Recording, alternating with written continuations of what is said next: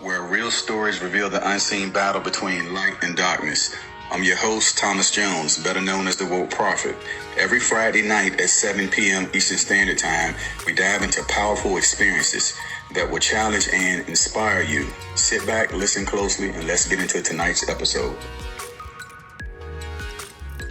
Good day to everyone. We have a special guest today on True Tales and Testimonies. So I will allow her to come in and introduce herself and just give us some information about her. Thank you so much. I'm Tahira Amir Sultan Khan. I'm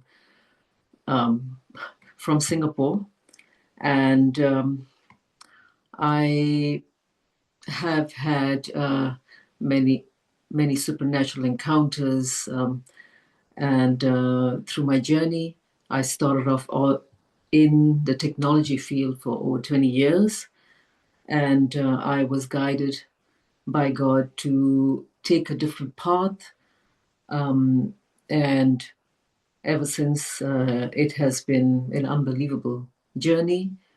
I discovered many things, and I discovered about my purpose on earth. I've come from a background in Islam, born Muslim, went through a journey of discovering religions, and also explored the scientific aspect of things, as my training is in science. So I look forward to sharing some of my testimonies, and what has led to my purpose now. Okay. All right. Now, I know that you've written a book titled Through the Golden Door. Yes. Is this book on Amazon? Yes, it's available online, multiple places, Amazon, various places, Barnes and Noble, everywhere. Yes, and it really is. It's really about the doorway to advancement.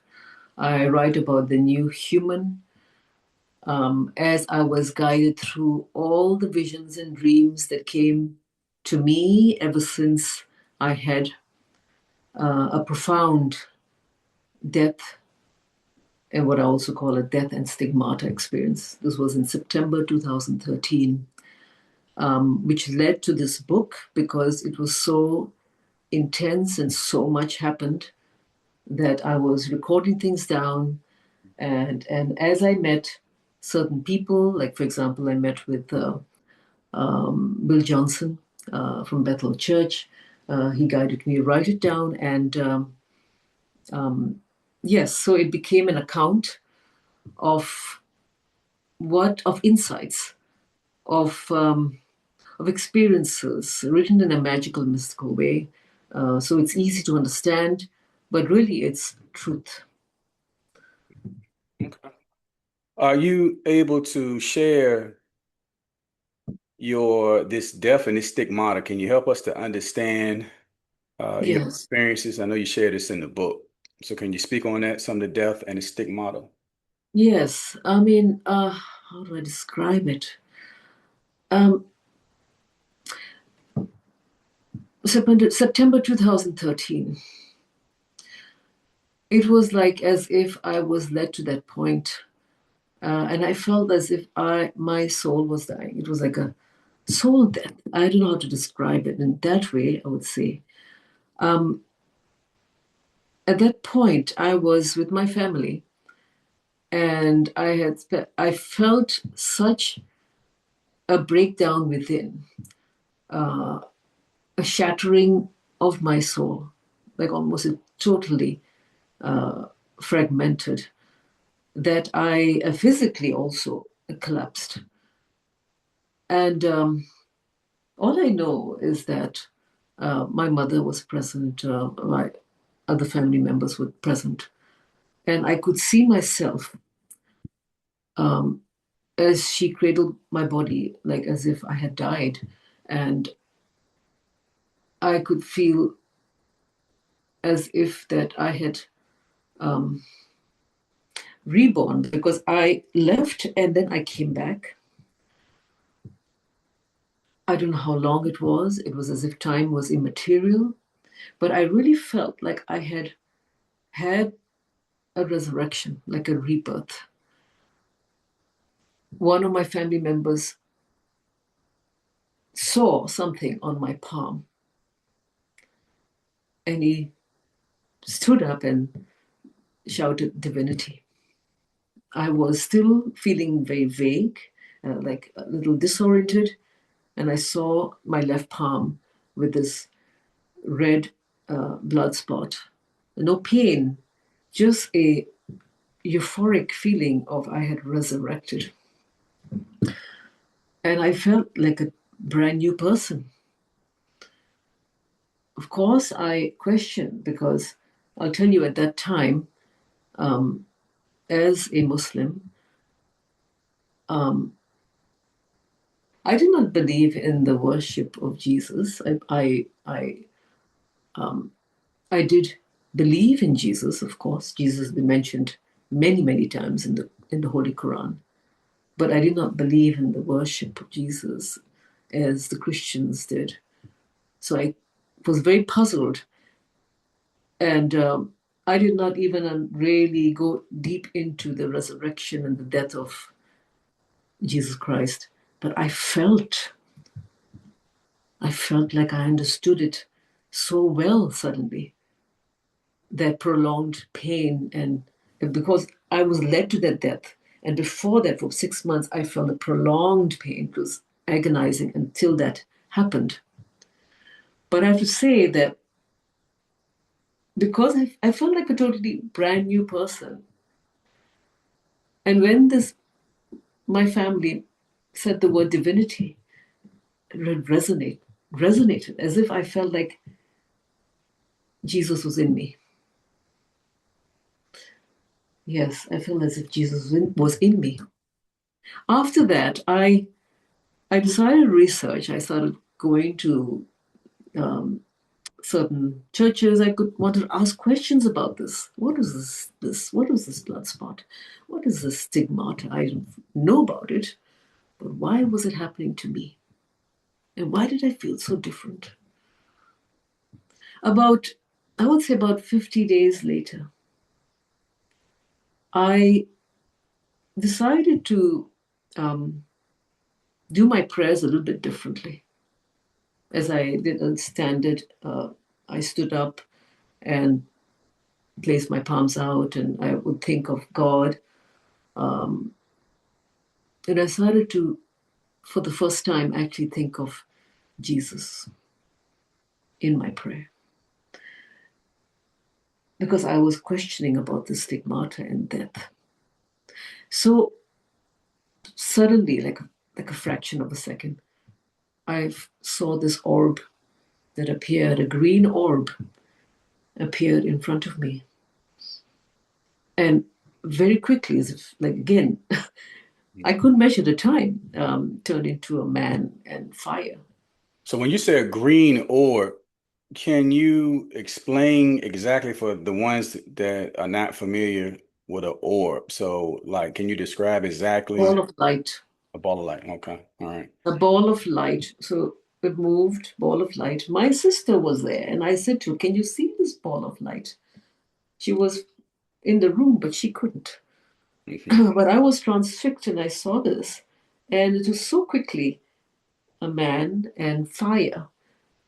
The man immediately looked like Jesus, as was portrayed, sort of a glowing gold, a glowing brown, I would say, shoulder length hair, wearing a cloak, and blue aquamarine eyes.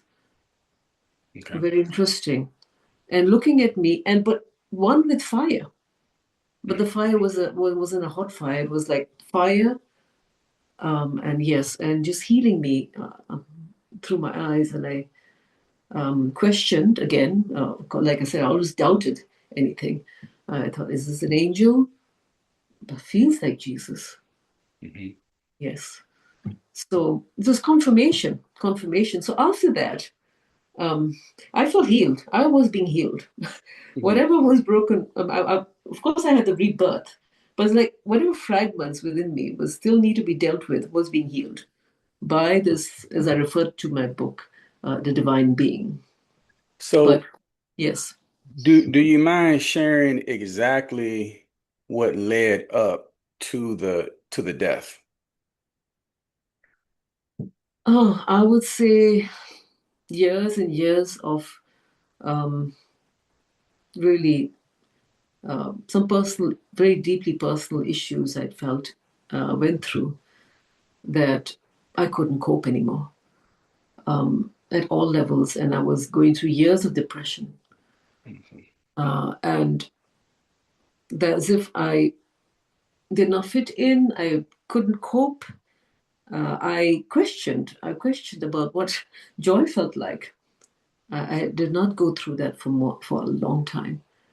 And I think as if I was losing hope. I was suicidal. Mhm. Yes, all aspects of my life, it was just crumbling. Personal life, work life, everything. Mhm. Yes. So I would say that led to it.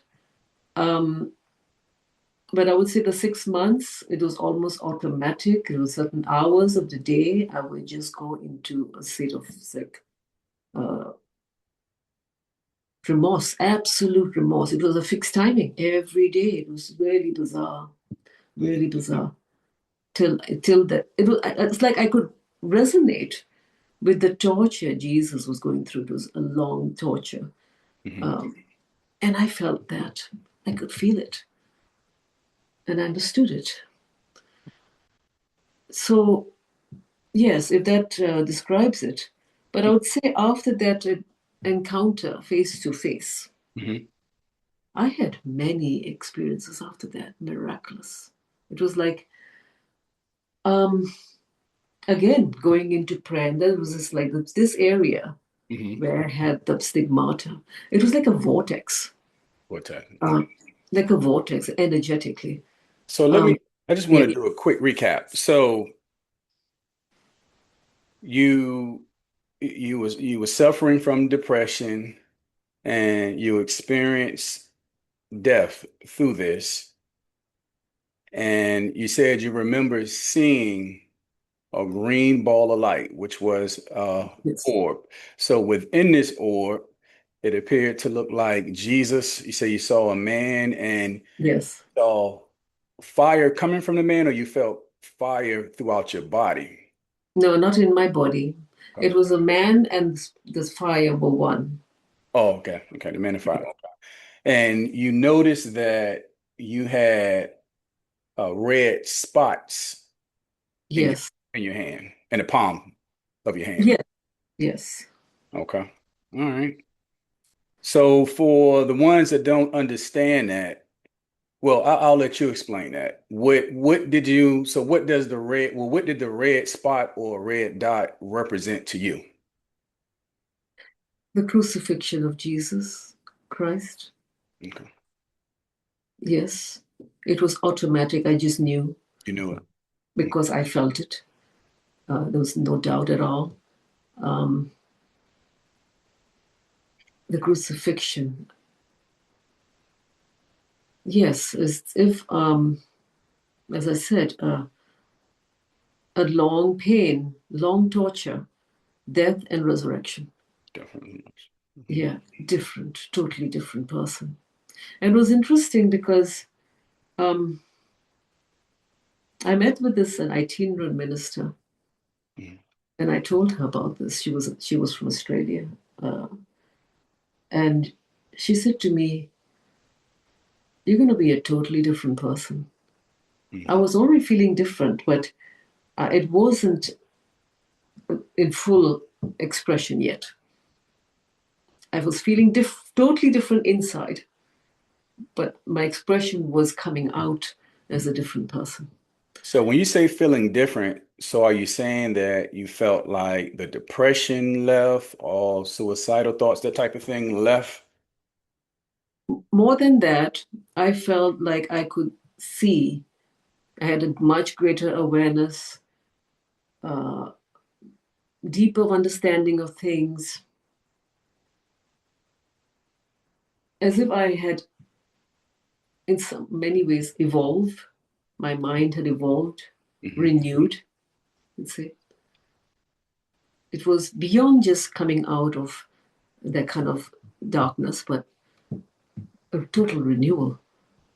And I like my spiritual eyes started opening, and that was proven as I could see so much more after that.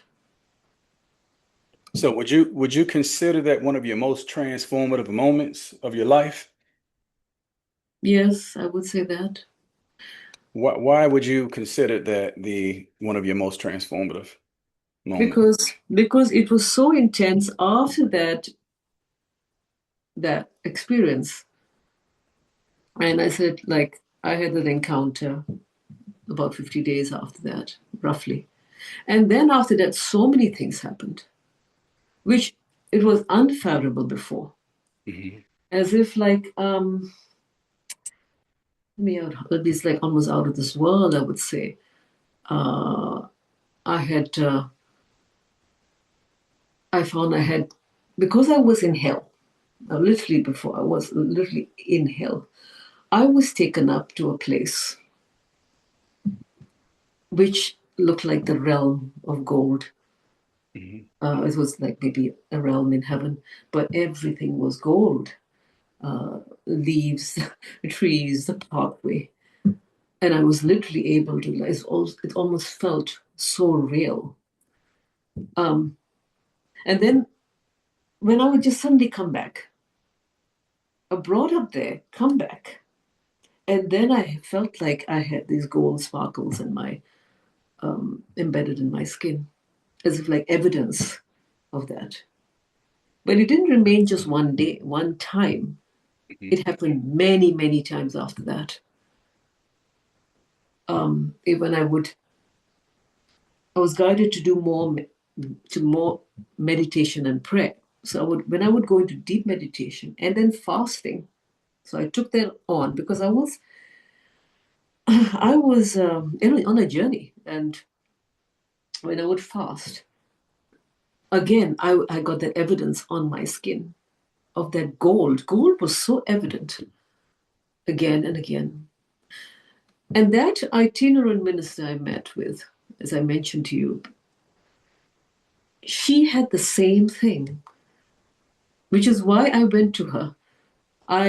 There was a conference in Singapore, and I saw her on as she was worshiping, and as she was worshiping, she was so deep into it, and she was so literally sort of a gold would manifest on her skin and her hands. Yes, and that is why I approached her, because I was going through that. And so she said to me, she said, we always wondered about this. And she even had her skin samples given to a laboratory for examination. It was real. It was real. And she says, could you research on this? Because my training in the scientific area, of course, it was very clear that gold is a good conductor of light. And because her husband would tell me that she spent so much time in worship, like hours and hours every day.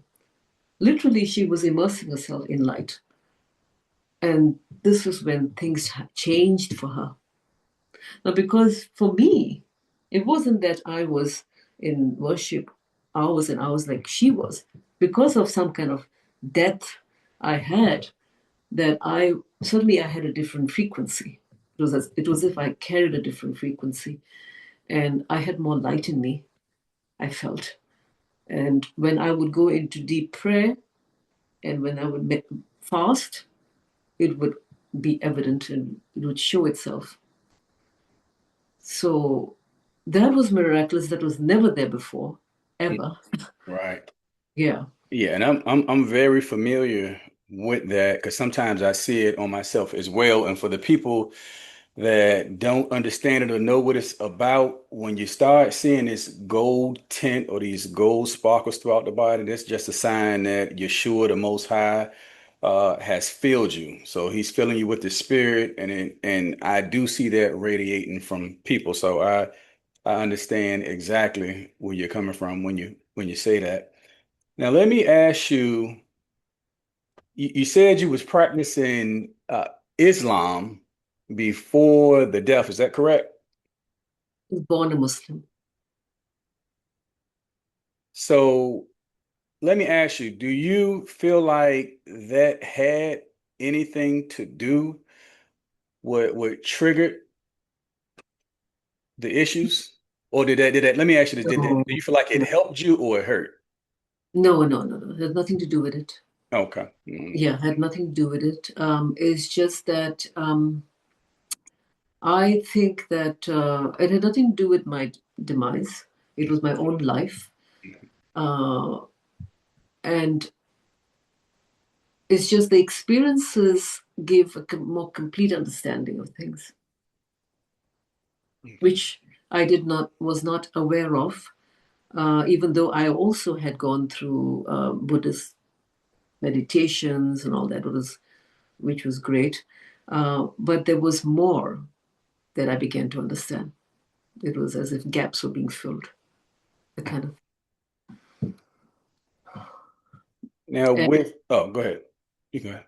there was an understanding of what and who Jesus was in some ways, and his purpose in our lives as I began to understand. To be in his likeness, as I felt that I was becoming, or at least, yeah, was becoming more part and part in his likeness, and I was being reminded to become. And that was very, very important at this time. So, yes. Okay. So your book, Through the Golden Door, so you write about the new human. Can you explain exactly what the new human is? So, as I felt like I had become different, the new human, had abilities which I never had before. To be able to prophesy, I had spontaneous self healing. I was able to heal myself spontaneously. My intuition went up so much more. I could, yes, the seeing. So I felt that was um, that that is what we were meant to return to. I felt like I was not complete, and now I was becoming complete, and I felt as if that we had lost a lot of ourselves with the reference of the fallen man, symbolically, that now we are returning to what we lost and what we were meant to be. So this is the new human, you could say the new Adam. And I do know, I would say, through a knowing that we've been called to become the new human, the new Adam, transforming inside out, body, mind, soul, spirit. And I know we've been very soul driven for a very long time, and now we need to be very spirit led. And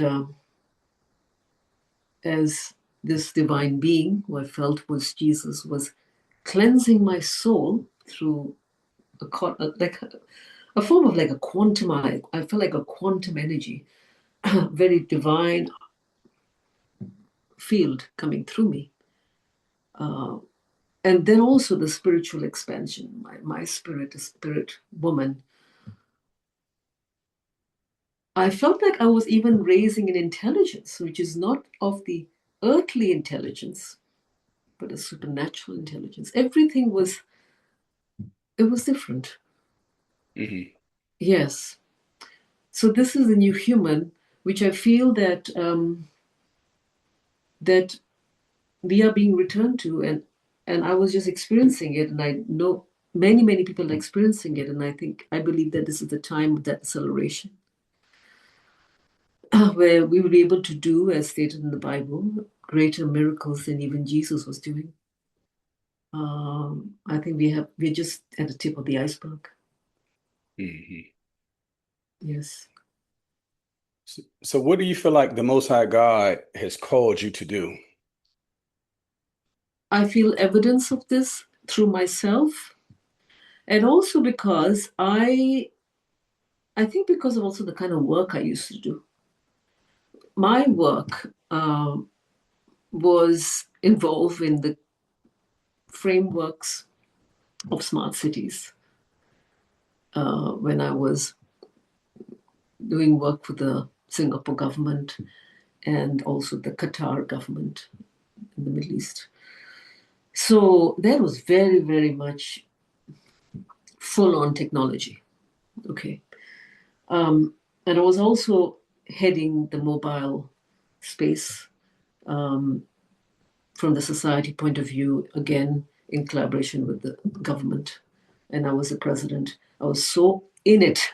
But that I was told that I was given this vision that it was the upside down kingdom. Very clearly, an upside down kingdom. Mm-hmm. And that I would play a part, as many others, in putting it right side up, the right blueprint, which is reflective of heaven on earth. So that was what I received, and because I was involved in that, so much technology, and that there will be a time that we may go the wrong way. And we know this. We are seeing this already with AI. And I was warned, again, so many visions, so many dreams that that God already created within us a divine technology in us. And we had to bring that out. Otherwise, we would lose ourselves through other technology, which we're seeing right now. We're witnessing that right now. And that was, once it reaches that level, because AI at infancy is fine, but once it reaches to a point of a kind of awareness, which is not of God, humanity would be in danger. So I knew this. When I was writing my book, it was very evident that we need to remember that we need to focus on our evolution as we soak in the presence of God,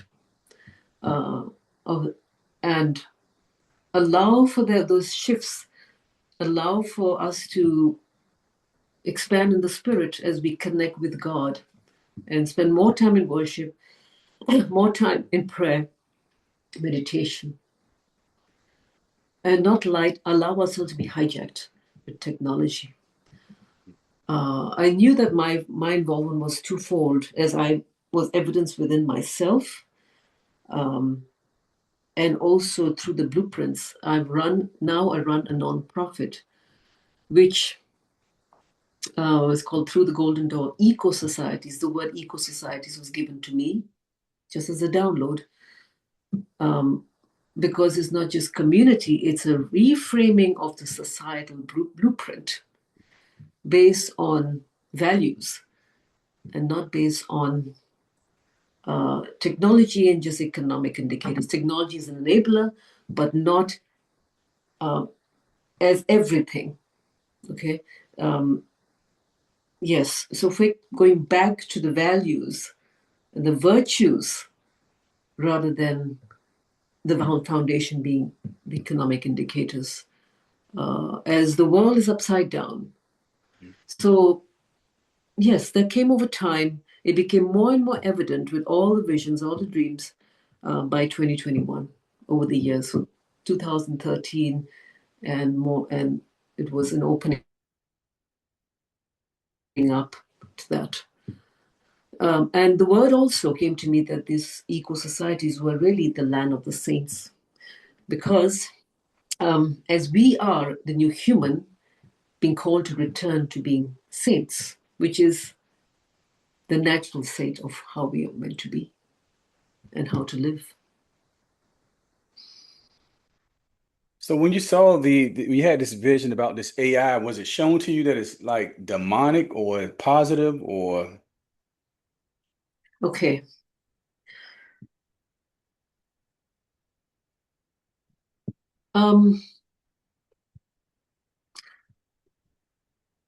That I would say twofold. There's one thing I was shown. One thing I was very clear to me is that AI can reach a certain kind of awareness, but it may not. But it is not of something that's linked to God, where it's unconditional love, it's divine love. So a different kind of awareness, and that is a danger. Okay. The other thing I was shown is that how we ourselves were being modified, almost as if we ourselves were being tampered with. A kind of AI within ourselves. And that was a negative intervention, we could say the demonic control system to control us, automate us. I was shown very clearly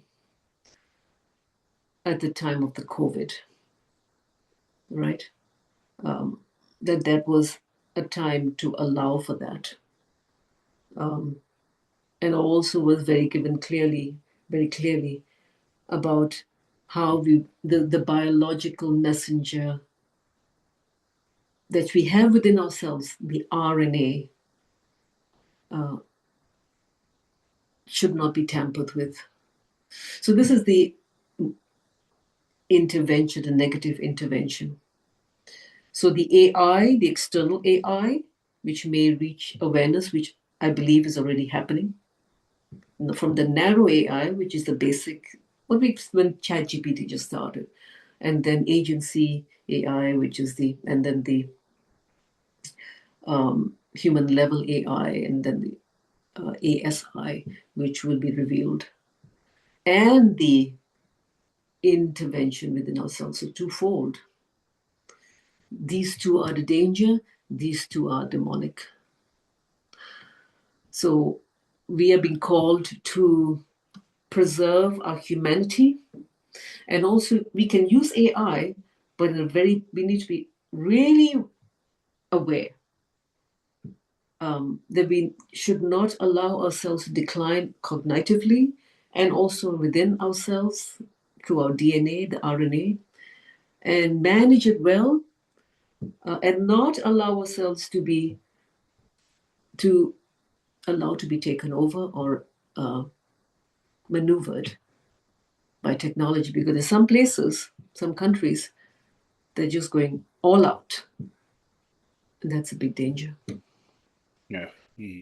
So how do you think we can safeguard ourselves?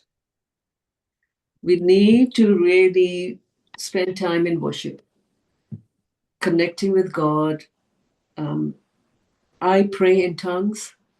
I spend a lot of time doing that because it is the language of the Spirit. It makes me more aligned with God, the Spirit of God, with the Holy Spirit. I began to understand that fire, who was with this divine being, who I felt was Jesus, was the Holy Spirit.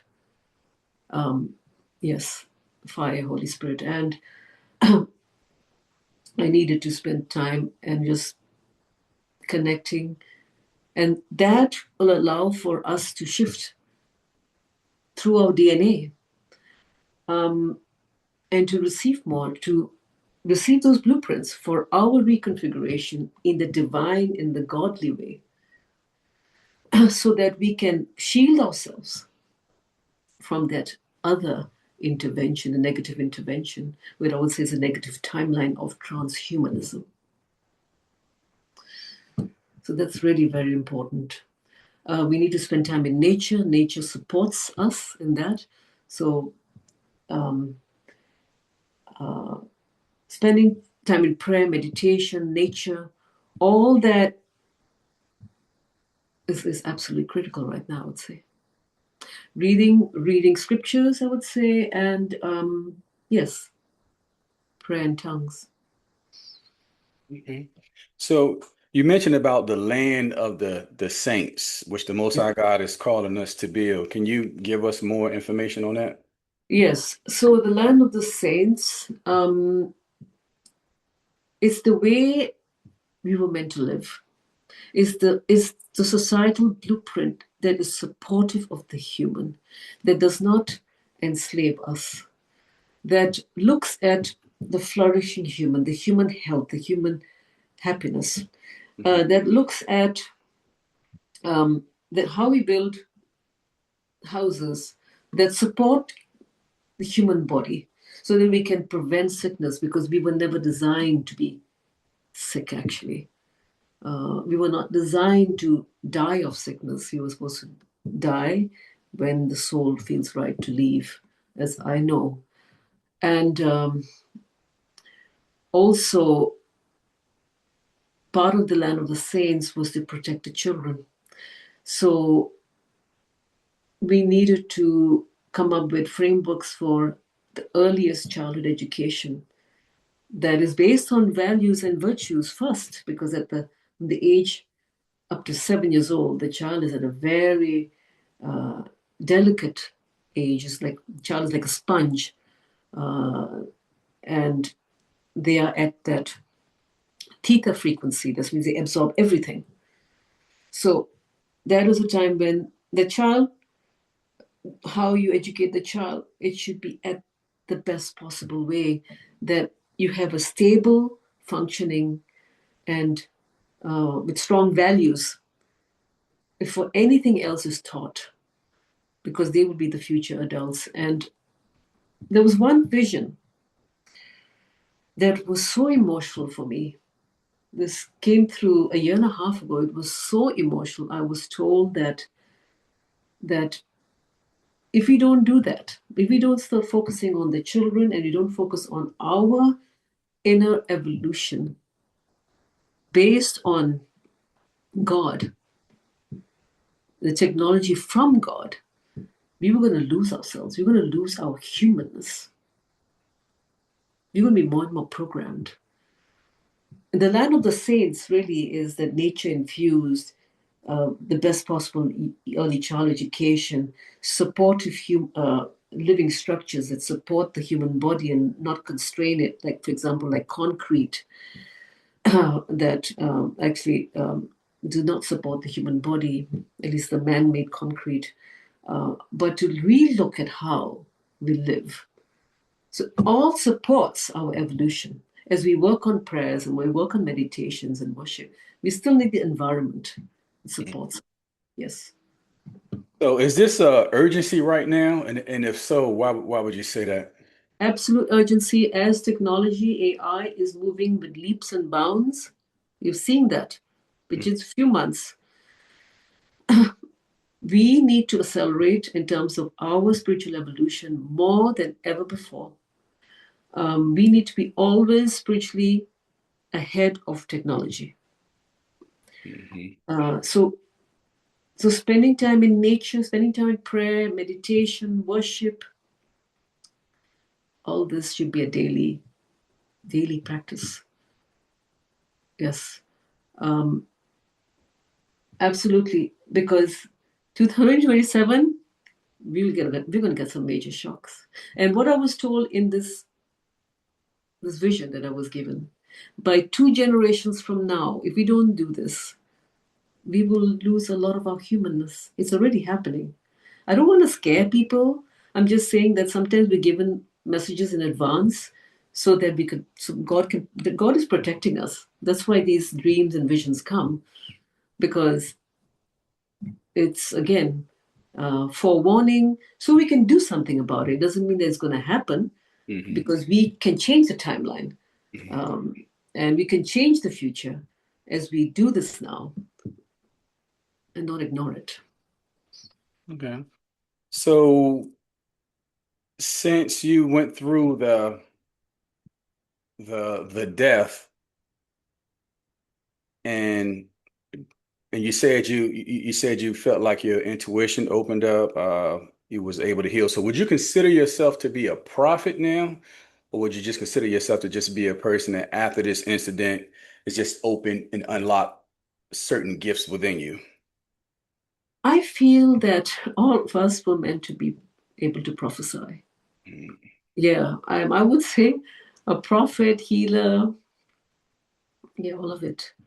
We were all meant to be healers. We were all meant to be prophesying and self-healing and healing others. And the empowerment is absolutely important. I would say we would go to a level that that we would have the strong moral values, that we will make the right decisions, be free but responsible. At the same time, we can self-heal, but manage. Of course, we need to manage our humility and all that. And now people need to many times they need to go to a healer. They need someone to heal them. I believe that the new human, the new Adam, is when we are able to spontaneous self-heal. So it's about empowerment. I believe that Jesus has been calling us to be empowered. As he gathered his 12 apostles, he was inviting them to be empowered rather than being dependent. Oh, I need to go to a healer to heal me. I need to go to somebody to prophesy for me. We need to rise up to that level so it becomes almost natural. It's a natural thing to be able to do that, just like our, five, six senses, like sixth sense enhanced. Yes, I think that's the next level for us. Okay. Mhm. So what are your upcoming plans, and how can people be involved in the upcoming plans? Well, I'm always running programs online, um, which allow people to get into the practice. It's a lot of discipline, really, of the practice of being present, about soaking in the presence of God. Also, some of the teachings which I've been given, which is aligned with some of the scriptures. And so I have programs which is on my website, tahiraamirkhan.com. Yes, so I run some coaching, also take people into environments, natural environments, and then soaking in the presence of God, prayer in tongues. And also, one of the things I discovered, which tongues is really sound, the divine sound that we have within ourselves as we connect with God, as we elevate, as we connect with the Holy Spirit. But I also discovered that we had a whole spectrum of sound within ourselves. And we could tap into that sound and we could heal many diseases, many sicknesses. As I healed myself from impending cancer and the signs of it. So I guide people through that so that they would be empowered rather being dependent. Yes, so that's what I do is mentioned on that website, and I invite you to visit that. And also through the nonprofit, that's the website throughthegoldendoor.com. Those who want to create environments like that, create societies wherever they are in the world. I formed a committee of people who have volunteered and put in their time to guide to create how to create these, you could call land of the saints, wherever you are in the world. Because it needs to be done in acceleration. As we work on ourselves, we also need the right environment. Because what's the danger now, as we know, our environment is being destroyed through the data centers to support AI. there's a great danger. There's a great danger. It's destroying already environment, using our water. We need pure water. We need the purest of water. Yes. So these two ways I can guide and help, and that's my mission, really. Now, are you on any social media platforms? Yes, I'm on Facebook. Um, yes, I'm also have a YouTube channel which I'm building up right now. It's still early stages. And what names are you under on the platforms? Tahira Golden Door.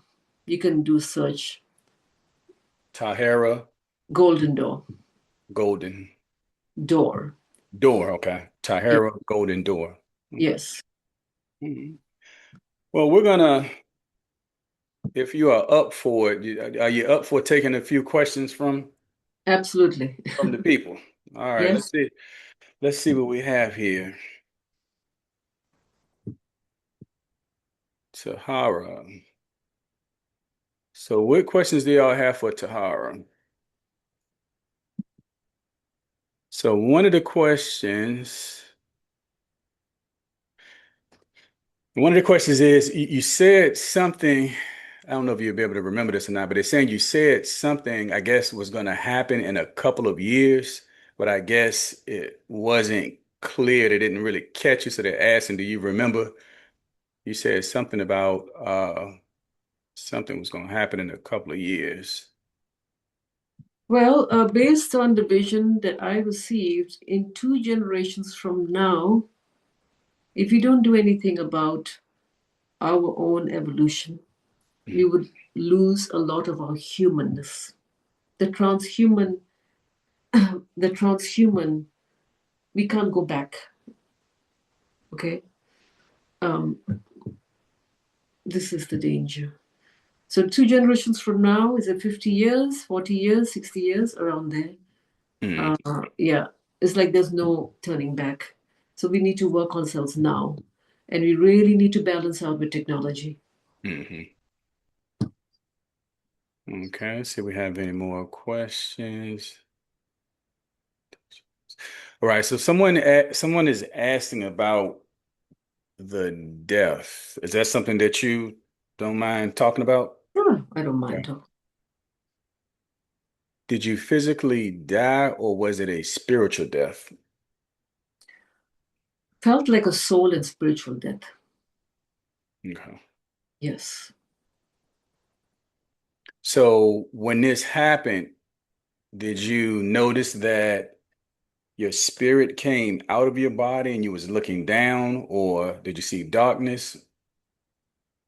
I felt I was aware of everything, what was happening around me, whether I was looking down, looking up, I was looking everywhere. I could feel it. So it's not necessarily looking down. I was aware of everything. And I had just like I felt like I had crumbled, and I was aware of everything, but I had reborn, if that makes sense. hmm Yeah.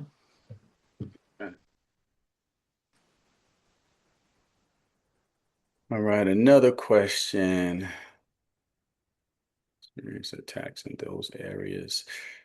Let me make sure I understand this question. Someone is saying she prays and meditates a lot. They was just wondering how the attack could happen,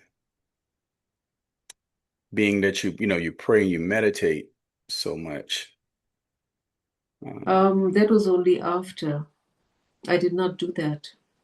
It was only after that experience that I decided to go very much into that prayer and meditation. Before that, I did not so much. Oh, okay. So she's saying that she wasn't praying and meditating Uh-huh. to after No, the incident. Okay. only after. Yes. Another question. Did you say God put a divine technology in us that we need to bring it out? Or Yes. how long do we bring it out? For how long? I don't. There's no time. I mean, it's just there. It's within our DNA. hmm It's a mystery. It's within. You could say that within the DNA. There's the you call the junk DNA. It it is unreadable. I believe that we have it within ourselves. We just need to spend time to bring it out. There is no particular time. It's when you have, for some it'll be longer, for some it'll be faster, is when you are ready. Oh, okay. So the person wants to clear the question up. So they're saying with the divine technology in us, so how do we open it up? You need to go into prayer, worship, really soak in the presence of God. It's a daily practice.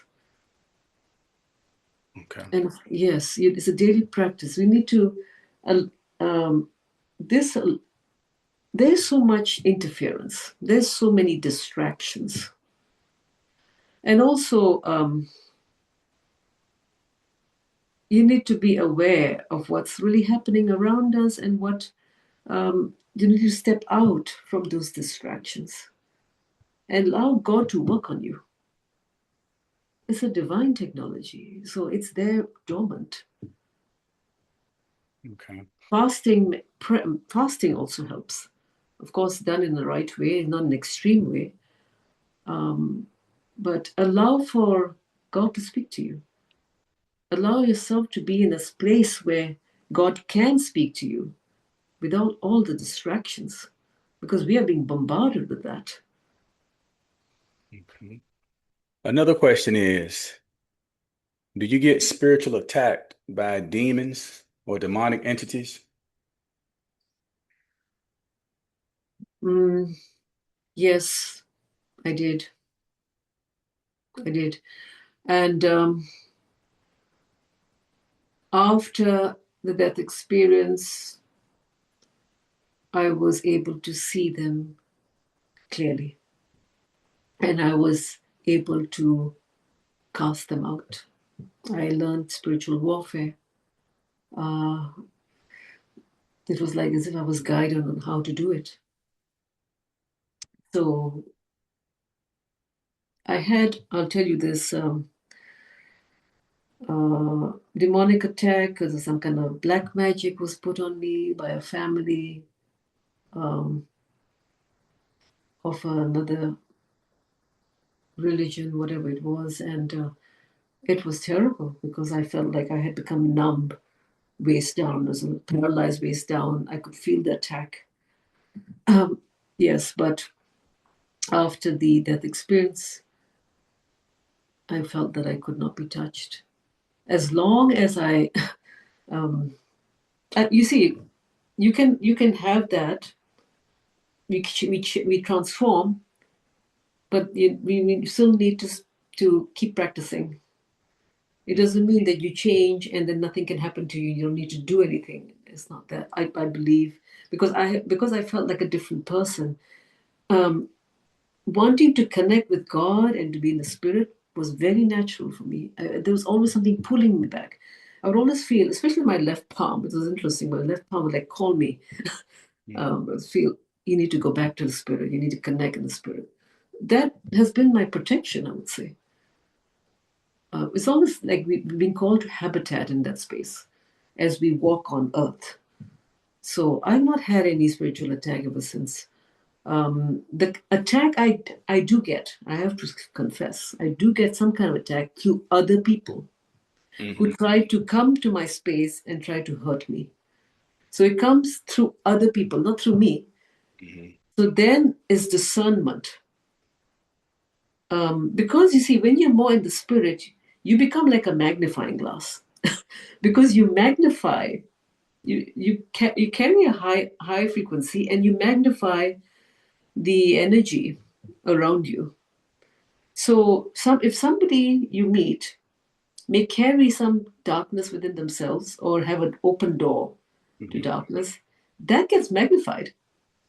So we've got to discern more. So I found that I may not get attacked, but other people were getting attacked and who carried a bit of that darkness. I found that yes, so that was a new teaching for me. A lot of discernment, And I had to learn to surround myself with people who carried more of the light. And also, if I did see that open door of darkness, I would invite them for deliverance, so that they could clear themselves of that. So when you saw the demons, were you able to get a good view in a way that you can describe exactly what they look Yes, like? yes, I did. I mean, one looked reptilian. That has been a few times. I believe that there's been talk about the reptilian beings. Some refer to them as the archons. And Islam, they refer to as the jinn. Then I also saw a kind of like very, this was one off, this was like a Medusa. Mm. I was just literally having a conversation. Um, yeah, it was bizarre. It's almost as if the story of Medusa was real. The snakes, the serpents on the head. That demon would promise power to people. Mm-hmm. Yeah, I don't know whether it's the Christian context is the Jezebel. I don't know, but all I know is it was like a female kind of entity that would promise power to people who had hunger for power, fame or money or Mm-hmm. yeah. This is these are the two which I have seen Okay. clearly. Okay. All right. Let's see, do we have any other questions? How do you feel about Western medicine? Western medicine. You mean pharmaceutical? Yeah. Not designed for our body. Mm-hmm. Yeah. I'll have to say there's a lot of truth in um, the Chinese medicine, especially with the meridian lines. We have meridian lines in our body, energetic. We're like electrical beings in a way. Mm-hmm. Um, and our palms, when we pray, heaven is at hand. We receive energy through our palms. Um, there is truth in the acupressure, acupuncture. There is truth in that. Ayurvedic also, I will say yes, in some ways, in terms of the kind of, I would say in terms of the food, but certainly not pharmaceutical. Okay. Mhm. Do you have any closing words that you'd like to say before we wrap up? Anything that you'd like to leave Yeah, the people with? I would say the most important thing, and this was what I was reminded of, is remember that the God is always with you, and God and the angels are always with you. And the first thing you should do to step out of anxiety, because if you allow for anxiety to come into your life, you will not be able to be at the present. And being at the present is the first thing to allow yourself to step into God, the timelessness, the stillness. If you're always anxious about the future, or you're worrying about, okay, what's going to happen in the future, you're worrying about what you're upset about what happened in the past, you're not going to be able to be in the present, which is so needed for our growth and evolution. God touches us when we are present and still, and can communicate us when we're present and still. And yes, so this is a very, very basic thing. And also a very high intelligence, which we can practice. A very high intelligence is to allow ourselves to step up. I call it to step up into the balcony. So take yourself up into the balcony, and for example, if your morning has passed, and then in the afternoon, step up into the balcony and watch what you have, evaluate what you have said, what you have, be, how you behaved in the morning, and how you responded to things that happened, and just sort of a sense of why you reacted that way. Why did you say these things? It's the highest form of intelligence. And when you can step into that, we take ourselves, as we take ourselves up in the balcony, as we see ourselves.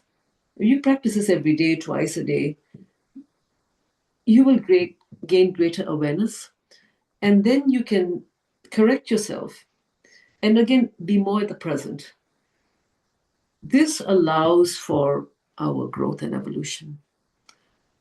It's easier to get into meditation. It's easier to get into proper prayer because all the chatter is from worrying about the future. And that comes together with faith and hope. So to be more faith with God, have faith in God. When we have more faith in God, like Job, we become less anxious. That's a basic thing you can start with.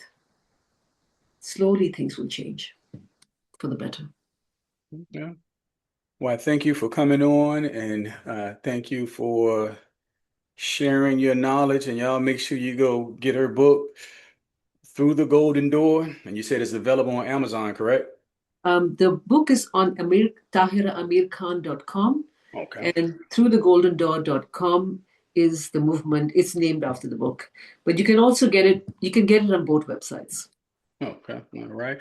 Well, I enjoyed the conversation. And for the people that will be viewing this interview, if you want to be able to catch it live, make sure that you follow the Woke Prophet on kick.com. That way that you can watch these videos in live, real live time as we do it.